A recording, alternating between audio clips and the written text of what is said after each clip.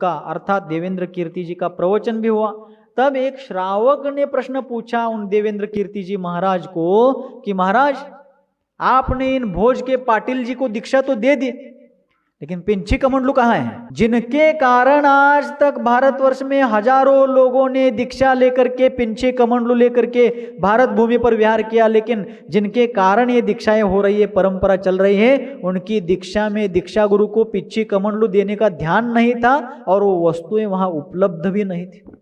इसलिए मैंने प्रारंभ में ही कहा कि असाधारण पुरुष की दीक्षा बहुत साधारण तरीके से हो। जब श्रावक ने कहा कि महाराज दीक्षा हो गई, यहाँ पिंची कमंडलू कहाँ है, तो दीक्षा गुरु सिर को हाथ लगाते, अरे अब क्या करे। फिर एक क्षण में उनको एक युक्ति सूझती है और उन्होंने मंदिरों में जो अभिषेक करने के कलश होते, लोटे, वो पंडित से पुजारी से एक लोटा मंगवाया, उस लोटे को सुतली बांध दी। क्या बांध दी? सुतली बांध दी। उसके ऊपर ढक्कन के रूप में कुछ रख दिया व्यवस्थित तरीके से और उनको कमंडलू के रूप में वो लोटा सौंप दिया। पिंची अपने ही पिंचिका में से कुछ मयूर पंख निकाल करके उसको सूतली से बांध करके गांठे कस करके शांति सागर जी महाराज को उन्होंने वो पिच्छी प्रदान करी। ध्यान रखिए, समझ लीजिए, आज ऐसी सुंदर सुंदर पिंचियां बन रही है, सुंदर सुंदर। दक्षिण अफ्रीका द्वीप से, अफ्रीका खंड में एक सेशेल्स द्वीप है, यहाँ पर ये जो अपने भौतिक विश्व अपन जो कहते हैं, एशिया द्वीप, यूरोप खंड, अफ्रीका खंड, ऑस्ट्रेलिया खंड, अमेरिका खंड, ऐसा जो अपन कहते हैं, तो अफ्रीका खंड में एक सेशेल्स द्वीप है। वहां पर एक विशिष्ट प्रकार के पेड़ उगते, नारियल जैसे पेड़ होते हैं, उसको बड़े बड़े ऐसे फल लगते हैं, तो उसको उसके भीतर एक गुदा होता है, गुदा अर्थात एक विशेष प्रकार का, जिसको अपन मराठी में गाभा कहते, गाभा, उसको निकाल करके वो बहुत महंगा बिकता है वहां पर औषधियों के लिए। वो निकाल करके ऊपर का जो उसका रहता है, जिसको अपन मराठी में नारियल का क्या कहते हैं, कवटी, कवच, हाँ ऊपर का रहता है ना, वैसा वो जोड़ फल होता है। तो उसको भारत में ला करके आज ये सारे कमंडलू, ये अफ्रीका द्वीप से कमंडलू आकर यहाँ मिल रहे हैं आज, लेकिन शांति सागर जी को उस समय सादा लोटा दे दिया गया। आज भारतवर्ष में 1000 1500 से ऊपर ज्यादा साधु है, लेकिन उन सभी साधुओं को कम से कम 600 650 तक पंख रहने वाली पिंची आज सहजता से उपलब्ध होती। लेकिन शांति सागर जी, जिनके कारण ये पिंचियां सारे भारतवर्ष के साधुओं को प्राप्त हुई, उनको सेपरेट पिंची नहीं मिली। उनके गुरु की पिंचिका में से कुछ पंख निकाल करके उनको तत्कालीन व्यवस्था के रूप में दिया गया। फिर आगे जाकर के कोल्हापुर के एक श्रावक थे उस समय, भूपाल जिरगे, उनके माध्यम से शांति सागर जी महाराज के पूर्वाश्रम के छोटे भ्राता, कौन, कुमगौंडा भीमगौंडा पाटिल, उन्होंने कोल्हापुर के जिरगे, भूपाल जिरगे जी को संपर्क करके कहीं से कमंडलू और पिंची मंगवा करके, उपलब्ध करवा करके शुल्लक श्री शांति सागर जी महाराज को पिंची का प्रदान। लेकिन शांति सागर जी महाराज ने कभी तकरार नहीं करी, गुरु जी से कभी शिकायत नहीं करी कि आपने मुझे दीक्षा दी, लेकिन ऐसा कमंडलू लोटा मुझे थमा दिया, मैं अपने घर में चांदी के लोटे में पानी पीता था, सोने के बर्तनों में भोजन करता था, और आपने मुझे अभिषेक का लोटा कमंडलू के रूप में दे दिया। ऐसी शिकायत उस शांति के सागर ने कभी नहीं करी। आज हमारे पिच्ची कमंडलू को कुछ हो जाता है तो हमारे मस्तक से चिंगारियां निकालने लगती है, लेकिन शांति सागर जी महाराज ने कभी उस तरफ ध्यान नहीं दिया, क्योंकि वे नाम के शांति सागर नहीं थे, काम के शांति सागर थे, वास्तव में शांति सागर थे। इस प्रकार उनकी एक शुल्लक दीक्षा कब संपन्न हुई? 25 जून, शुक्रवार दिनांक 25 जून 1915, बराबर। यानी उनकी दीक्षा, शुल्लक दीक्षा को लगभग 110वां साल चालू हो गया। अब पिछले महीने 25 जून संपन्न हुआ, तो 25 जून पिछले महीने में 25 दिन से आगे आज अब उनका 110वां साल चल रहा है शुल्लक दीक्षा का। इस प्रकार उनकी एक शुल्लक दीक्षा हुई। दीक्षा लेने के उपरांत दिन भर परिचर्या हुई, प्रतिक्रमण, सामायिक इत्यादि सारी क्रियाएं, आवश्यक क्रियाएं हुई। अब दूसरे दिन आहार को जाना, पहली बार आहार को जाना है। क्यों? दीक्षा के दिन उपवास ही होता है। कोई भी क्षुल्लक दीक्षा हो, ऐलक दीक्षा हो, मुनि दीक्षा हो, क्षुल्लिका, आर्यिका, कोई भी दीक्षा हो, दीक्षा धारण करने के दिन उपवास करके, उपवास का संकल्प लेकर के संन्यास धारण किया जाता है, व्रत धारण किया जाता है। तब उनका पहले दिन तो उपवास ही था दीक्षा के दिन, अब दूसरे दिन आहार को जाना। क्षुल्लक जी उत्तम श्रावक थे, लेकिन उस समय सामाजिक परिस्थिति बहुत विचित्र थी। एक जगह शास्त्रकारों ने कहा है कि उस दरमियान परिस्थिति कैसी थी। आचार्य शांति सागर जी महाराज के एक शिष्य हुए कुंथू सागर जी महाराज। उस समय ऐनापुर के वो रहने वाले थे, कर्नाटका में। यहाँ उगार के आगे ऐनापुर है ना, गुंडवाड़ ऐनापुर वगैरह गांव लगते हैं यहाँ उगार के पास। तो वे ऐनापुर के थे। उनका नाम था रामाप्पा, रामू कहते थे सब उनको। उनके जीवन चरित्र का एक विशिष्ट प्रसंग है जो मैं आपको मूक माटी में आने वाले 2-4 दिनों में यथासंभव सुनाऊंगा, क्योंकि उस प्रकरण से वो दृष्टांत, वो घटना बहुत तालमेल खाती। तो कुंथू सागर जी महाराज ने शांति सागर जी महाराज का जीवन चरित्र संस्कृत भाषा में लिखा। कौन सी भाषा में? वो बहुत अनपढ़ थे, अंगूठा छाप थे, अंगठे बहादुर, लेकिन आगे चल करके वो संस्कृत के विद्वान बने। कैसे बने, क्यों बने, मैं मुख माटे में बताऊंगा आप लोगों को। तो उन्होंने शांति सागर जी आचार्य देव का चरित्र संस्कृत भाषा में लिखा। इतने विद्वान हुए, पूरे भारत में विहार किया कुंथू सागर जी महाराज ने। राजस्थान के किशनगढ़ में, अजमेर जिले में किशनगढ़ में हमारा चातुर्मास 2020 में हुआ था। जब पहला लॉकडाउन हुआ ना कोरोना काल में, तब हमारा चातुर्मास उस लॉकडाउन के बाद किशनगढ़ में हुआ। उस किशनगढ़ में केडी जैन विद्यालय है, अर्थात कुंथू सागर दिगंबर जैन विद्यालय। इन कुंथू सागर जी महाराज के नाम से वहां विद्यालय खुला। इतना उन्होंने भारत भर विहार, धर्म प्रचार सब किया। तो उन्होंने कुंथू सागर जी महाराज ने आचार्य शांति सागर जी महाराज का जीवन चरित्र लिखा। उसमें एक जगह पर उस समय की परिस्थिति का वर्णन करते हुए उन्होंने कहा कि उस समय वास्तव में परिस्थिति क्या थी। इस पंचम काल रूपी वर्षा काल में, पंचम काल को उन्होंने कैसी उपमा दी? पावसाड़ा। पंचम काल को उन्होंने बारिश के मौसम की उपमा दी है। इस पंचम काल रूपी वर्षावास में सर्वत्र मिथ्यात्व रूपी बादल फैले हुए थे। दशों दिशाओं में मिथ्यात्व रूपी बादल सर्वत्र फैले हुए थे। सर्वत्र घना अंधकार छाया हुआ था। और उस समय बहुत विरले, बहुत थोड़े धर्मात्मा थे कि मानो एक घने अंधकारमय जंगल में कई जुगनू चमकता हो। जुगनू अर्थात काजवा मराठी में। भयंकर अंधकारमय वन में, जंगल में कहीं कहीं पर और कभी कभी एकाध जुगनू चमकता हो। इस प्रकार कहीं कहीं पर ही विरले संख्या में धर्मात्मा लोग थे। और फिर श्रावकों के भीतर बहुत अंधकार, अज्ञान रूपी अंधकार फैला हुआ था और उनको पता नहीं था कि भगवान किन्हें कहते हैं, शास्त्र का मतलब क्या है, गुरु का स्वरूप क्या है, गुरुओं को आहार दान किस प्रकार किया जाता है, गुरुओं की परिचर्या वयावृत्ति किस प्रकार की जाती है, उनके मोक्ष मार्ग में सहायता कैसे करनी चाहिए। बहुत विरले लोग इस चीज को जानते थे। और फिर उस समय की परिस्थिति थी कि निर्ग्रंथ दिगंबर मुद्रा में सामाजिक जीवन में कोई भी नहीं घूम सकता, ऐसा अंग्रेजों का हुक्म था। क्योंकि उस समय भारत में अंग्रेजों की सत्ता थी और अंग्रेजों का फरमान था, आदेश था कि इस देश में, हमारी हुकूमत में, हमारी सत्ता में कोई भी नग्न अवस्था में सामाजिक जीवन में, सार्वजनिक जीवन में नहीं आ सकता। उस समय के दिगंबर मुनि जो बहुत थोड़ी संख्या में थे, वे जंगलों में तो निर्ग्रंथ दिगंबर मुद्रा में रहते थे, लेकिन नगर में जब आहार के लिए आते थे तो वस्त्र लपेट करके आते थे। देवेंद्र कीर्ति जी महाराज भी इसी प्रकार करते थे। फिर दूसरे दिन अर्थात दीक्षा लेने के दूसरे दिन आहारचर्या की बेला आई। उस समय मंदिर में जो पुजारी वर्ग, जिन्हें अपन यहाँ लोकल में पंडित जी कहते हैं, तो पुजारी वर्ग क्या करते थे, श्रावकों के घर में जाकर बताते थे कि आपके घर में आज अमुक महाराज जी का आहार होगा, आपके घर आज तमुक महाराज जी का, इन महाराज जी का आज होगा, इन महाराज जी का आपके यहाँ आज होगा। इस प्रकार वो पहले ही मैच फिक्सिंग कर देते थे। क्या करते थे? मैच फिक्सिंग कर देते थे।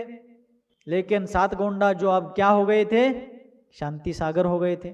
उनको शास्त्र स्वाध्याय के कारण पता था कि उद्दिष्ट आहार ग्रहण करना साधना के मार्ग में उचित नहीं है।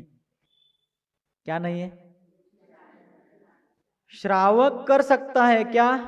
क्या आज मुझे पात्रदान करना है, वैसे पात्रदान की भावना तो रोज करनी चाहिए। रोज आपको अपने घर में यदि शुद्ध भोजन आपने अपने लिए बनाया है, आप किसके लिए भोजन बनाते हैं? महाराजों को देने के लिए बनाते हैं? नहीं। वास्तव में जो दाता है अर्थात आहार दान देने वाले दाता है, उन्हें किस उद्देश्य से आहार बनाना चाहिए? अपने स्वयं के उद्देश्य से आहार बनाना चाहिए। लेकिन आहार बनाने के बाद जो मर्यादा वाला भोजन ऋतु चक्र ऋतुमान के अनुसार जो आप आटा, गुड़, तेल, मिर्च, मसाला आदि जो 3 दिन 5 दिन 7 दिन आदि की जो मर्यादा जिस जिस ऋतु में होती है, उस मर्यादा के अनुसार जो आपने रसोई बनाई है, स्वयं पाक, वो बनाने के समय उद्देश्य क्या रखना है? मेरे लिए मैं भोजन बना रहा हूं, बना रही हूं। लेकिन भोजन करने के पहले यदि मुझे किसी सत्पात्र को आहार देने का अवसर मिल जाए तो मेरा जीवन धन्य हो जाएगा। ऐसा भाव रख करके नगर में साधु संत हो या ना हो तो भी अपने घर के आंगन में पड़गाहन का सामान सामग्री लेकर के खड़े होना चाहिए और क्षण 2 क्षण के लिए तो प्रतीक्षा करनी चाहिए कि आज कोई पात्र चाहे तो आकाश से आ जाए, लेकिन मुझे आज आहार देने का अवसर मिले। इसे ही शास्त्रों में द्वारा प्रेक्षण कहा है। क्या कहा है? अपने द्वार में, अपने आंगन में खड़े रहकर पात्र की प्रतीक्षा करने को क्या कहा? द्वारा प्रेक्षण रोज करना चाहिए। कम से कम प्रतिमाधारियों को तो करना ही चाहिए, है ना? रोज समडोली नगर में यदि कोई संघ हो भी या नहीं भी हो, अपने घर के आंगन में रह करके रोज प्रतीक्षा करनी चाहिए। कब करनी चाहिए? सुबह 9:30 के दरमियान। है तो शाम को भी आप भोजन करते, शाम को करोगे। और हाँ, सुबह के 9:30 के दरमियान रोज द्वारा प्रेक्षण करना है कि आज मेरा भाग्य खुल जाए। धरती पर से ना सही, आकाश मार्ग से कोई वह धरती के देवता पधारे और मुझे आहार दान देने का अवसर प्रदान करे। ऐसी भावना भा करके अपन फिर बाद में भोजन करे। इसको ही द्वारा प्रेक्षण विधि कहते हैं। लेकिन उस समय के लोग भी भोले भाले थे, सीधे साधे थे, अज्ञानी जरूर थे, लेकिन उनको पता नहीं था आहार दान देने का प्रकार कैसा है, पद्धति क्या है, विधि क्या है। तो पंडित जी जाकर बताते थे कि आज आपके घर में अमुक महाराज है, कल आपके घर में ये महाराज आएंगे। उस प्रकार होता था। लेकिन आहार देने वाला दाता यदि विवेकी हो, दाता के 7 गुण बताए गए हैं। कितने गुण बताए? 7 गुण। उसमें एक गुण है विवेक और एक गुण है विज्ञान। इसका मतलब होता है कि जिन पात्रों को मुझे आहार देना है उस पात्र की उम्र क्या है, वह उस पात्र की प्रकृति क्या है, वात प्रकृति, पित्त प्रकृति, कफ प्रकृति। अभी मौसम कौन सा है, बरसात का है क्या, गर्मी का है क्या, ठंड का है, इत्यादि सारी चीजें देख करके उनकी प्रकृति, ऋतुमान, उनकी उम्र आदि देख करके उनको आहार देना चाहिए। नहीं तो उनके स्वास्थ्य पर प्रतिकूल प्रभाव हो सकता है। लेकिन उन दाताओं को उस समय ज्यादा चीजें मालूम नहीं थी और ऐसा उद्दिष्ट आहार करने की उस समय प्रचलन चलता था। तब और एक बात चलती थी, आहार होने के बाद उस समय के दाता आहार को आए हुए साधकों को, सन्यासियों को दक्षिणा में 1.25 रुपया देते थे। कितना? 1.25 रुपया दक्षिणा देते थे। अब पहले दिन 7 गुंडा आहार को चले। अब शुल्लक शांति सागर जी बने थे और वे महान व्यक्ति। जिस प्रकार सर्वत्र आकाश में बादल छाए हुए, मेघ पटल फैले हुए हैं और सुबह की बेला है, सूर्योदय का समय है, फिर भी घने बादल फैलने के कारण सूर्य की किरणें सर्वत्र नहीं फैल पा रही है, फिर भी उन बादलों के बीच में पूर्व दिशा में प्रकाश की एक लकीर, लालिमा फैलती है। उस प्रकार जैन जगत के क्षितिज पर शांति सागर रूपी प्रकाश की एक लकीर खींची हुई थी जो आगे चल करके सारे जैन जगत को प्रकाशित करने वाली थी। अब आहार को जाना था। अब क्षुल्लक शांति सागर जी महाराज अपने गुरु देवेंद्र कीर्ति जी के साथ आहार बेला के लिए, आहारचर्या के लिए चले। उस दिन उनको पता चला था कि ये सिस्टम है, उनको मंजूर नहीं था, क्योंकि वो 42-43 वर्ष की उम्र वाले थे, बचपन से स्वाध्याय करते आए थे, उनको सारी क्रिया, उनको सारी चर्या पता थी। लेकिन पहला दिन था और गुरु की अवज्ञा ना हो, उनका अनादर ना हो, इसलिए ना इलाज से वे एक घर में आहार को गए। आहार हुआ। आहार होने के बाद जब वे लौटने लगे तो लौटने के पहले उन्होंने श्रावकों को बहुत मार्मिक उपदेश दिया। श्रावकों का कर्तव्य क्या है, साधु संतों के प्रति उनकी भूमिका क्या होनी चाहिए, इत्यादि चीजों का मार्मिक उपदेश दिया। और जब उठकर आने लगे तो घर के जो दाता थे, मालिक थे, वो उनको 125 रुपया दक्षिणा देने लगे। शुल्लक जी को मालूम नहीं था, पता नहीं था। उन्होंने पूछा ये क्या है? कहने लगे महाराज ये परंपरा है, और हर बार जब जब हमारे घरों में आहार होता है तो उस दिन श्रावकों के द्वारा सन्यासियों को, तपस्वियों को 125 रुपया दक्षिणा देने की प्रथा चल पड़ी है, इसलिए आप भी ले लीजिए। बोले मैं तो नहीं लूंगा। श्रावक बहुत आग्रह करने लगे तो बोले आप रख लो पैसे अपने पास, मैं अपने गुरुजी से इस बात को समझूंगा। मंदिर में आए, गुरुजी के पास आकर बोले गुरुजी चौके में ऐसा ऐसा हुआ, ये बात कुछ समझ में नहीं आई, ये बात अच्छी नहीं लगी, क्या मामला है? तो गुरु बोले अरे शांति सागर जी, ये परंपरा चली है, हर श्रावक अपने घर में आहार होने के बाद आए हुए पात्र को 125 रुपया दक्षिणा देता है, आप भी ले लीजिए। तो शांति सागर जी बोले महाराज गुरुवर्य, यहाँ आकर के आहार करने के बाद गृहस्थों के द्वारा 125 रुपये लेने के लिए हमारे घर में कुछ कमी थी? हम तो भोज के पाटिल थे, हमारे वाड़े में गांव की पंचायत बैठ सके इस प्रकार का हमारा वैभव, किस चीज की हमें कमी थी जो हम यहाँ रोज 125 रुपये स्वीकार करें? मुझे ये मंजूर नहीं है, मैं नहीं लूंगा। गुरुजी बोले चलो तुम मत लो, सिर्फ वहां से लाओ और मुझे दो। बोले ना लाऊंगा, ना आपको दूंगा, ना मैं उसको स्वीकारूंगा, ना आपको देने के पाप में भागी बनूंगा, मैं नहीं लूंगा उस चीज को। देखिए शताब्दियों बाद ऐसा साधक भारत के क्षितिज पर उगा और उसने पहले ही दिन अपना ऐसा आश्चर्य दिखा दिया, गुरु भी आश्चर्यान्वित हो गए। फिर आगे चल करके उनकी साधना चलने लगी, घोर तपस्या प्रारंभ हुई, और उस घोर तपस्या के कालावधि में कैसे कैसे प्रतिकार के प्रसंग आने पर भी उन्होंने संयम और धैर्य के साथ उन प्रसंगों से मार्ग निकाला और अपने जीवन में अध्यात्म पथ पर कैसे आगे बढ़ते गए और अपनी शांति साधना करते हुए उन्होंने समाज को कैसे कैसे समाधान के रास्ते दिखाए, धर्म संकटों से समाज को और स्वयं को भी किस प्रकार पार किया, उन चीज़ों को अब अगले सत्र में देखेंगे। बोलिए आचार्य भगवान शांति सागर जी मुनि महाराज की, गुरुवर आचार्य भगवान श्री सन्मति सागर जी मुनि महाराज की।